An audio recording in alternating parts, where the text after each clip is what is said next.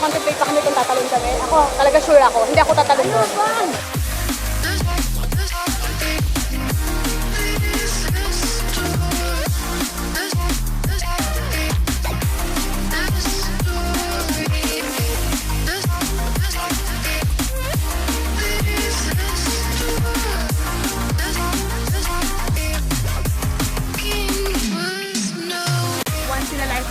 Ngayon ko na tumutry. Kaya binidare nila ako, sige.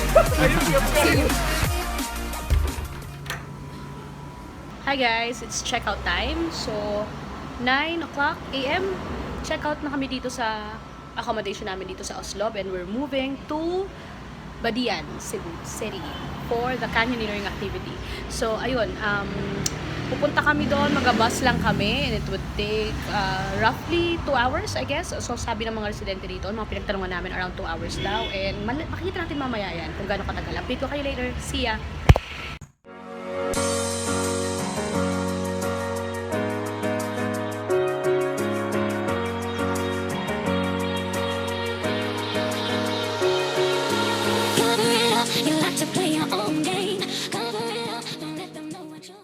Welcome back. So, we just got off here sa Alegria, Cebu, and dumating kami ng around 12 p.m. And nandito tayo sa Nancy and Alan Canyoneering Travel Tour.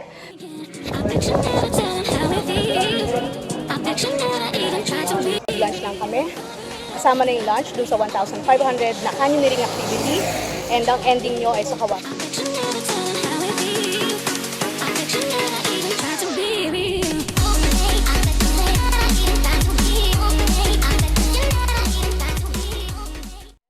Tayo ngayon sa Information Briefing Center. Mag-start na kami mag-trek. And 3 hours to 4 hours daw. So 30-minute yung first trek namin going to the first jump point or first major jump or kung ano man tawag mo doon. See you later. Bye!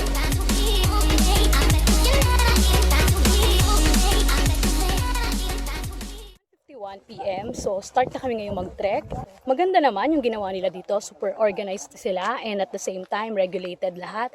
Sabi nga sa na-research ko, hindi naman daw nagkakalayo yung mga rates. So, average of 1.5 per person yung canyoneering activity nila.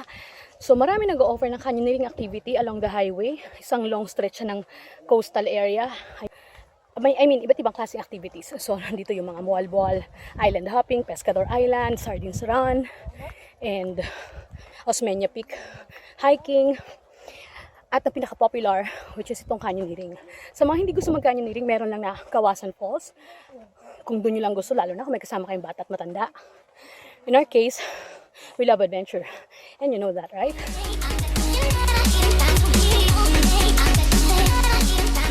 There are two options on how you can enjoy canyoneering activity dito sa Badian, Cebu.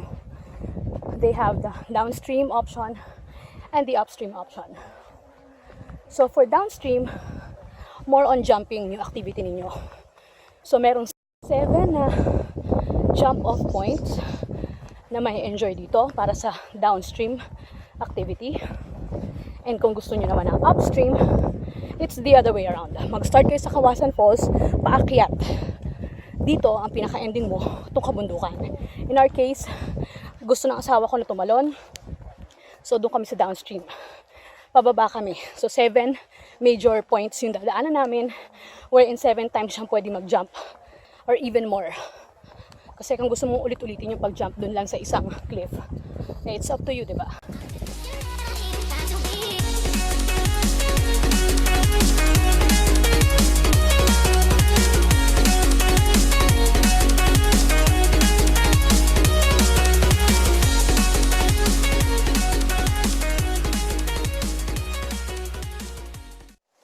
After 30 minutes, nandito na kami sa first major jump off.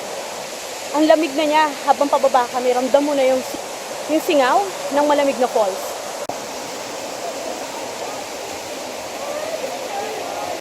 Talo na siya guys, hindi ako sure kung kaya niya yan. Pinipigilan ko nga siya eh. Hindi ako mabyuda. Nagko-contemplate pa kami kung tatalon kami. Ako, talaga sure ako, hindi ako tatalon doon. Itong asawa ko mapilit.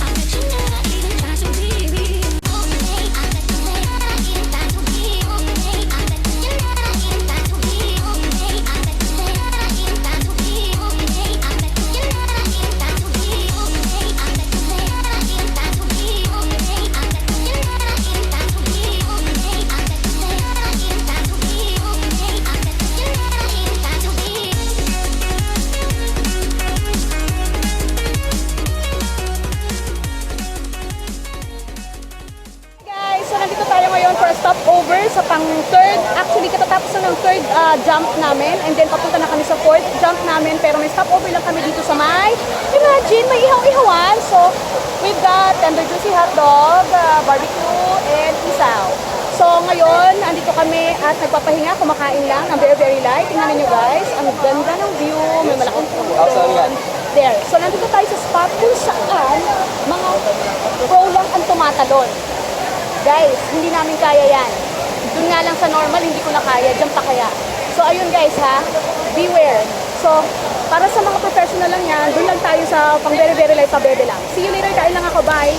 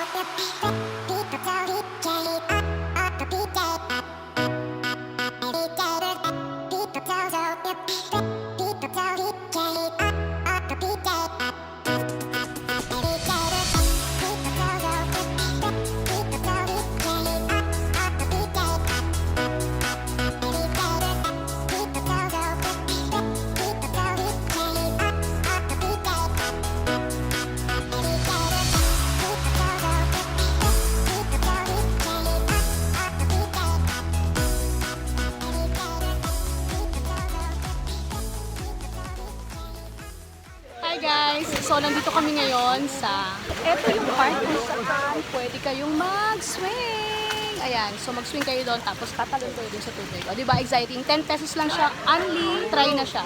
Ayan ang asawa ko, ayaw paawat. Nabiet? Ayan siya guys. So 10 piso lang siya kahit ilang try. So third try na niya. Ako, ayoko, hindi ko kaya. Pero actually medyo na-excite na rin ako yung idea kasi marami naman nag-try. Mukha namang safe siya kasi pagkatapos mo mag-swing, yung babagsakan mo, hindi na sobrang taas ng gap. Pero still, takot pa rin ako guys. Pero sige, susubukan ko. Mag-ipon ako ng lakas ng loob. See you later, bye!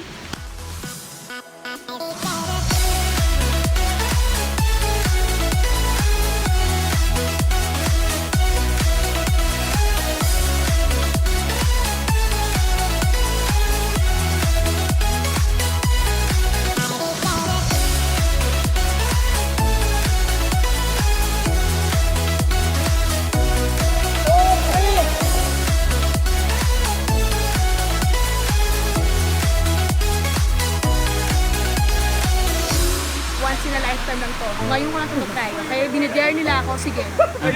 See you. Bilis na! Taas pa!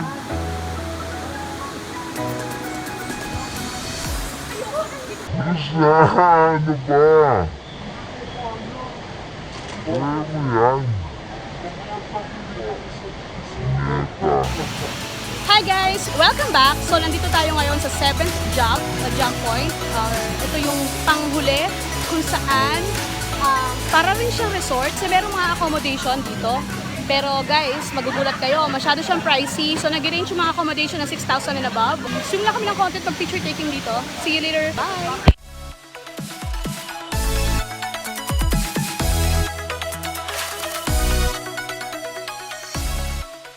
Hi guys! So finally, at 5:30 or 5:40 p.m., we reached the last destination, last stop, which is yung Kawasan Falls. So ayan na siya guys. Kung ang gusto mo is upstream, para dun sa mga beginners or para sa hindi bet ng mga extreme adventures, manggagaling ka from highway, going here. So ang una mo makikita is Kawasan Falls, ito yung first tier. And then second tier is yung dinaanan natin kanina. So minodernize nila yung area, medyo nakaka-disappoint kasi ayan na nga, may mga accommodation, may mga nipa hut, may mga party hut. So parang picnic site at meron din siya mga accommodations para sa mga gusto magstay dito. And eventually mahal siya. Maganda siya, napakaganda, ang lawak, ang ganda ng tubig.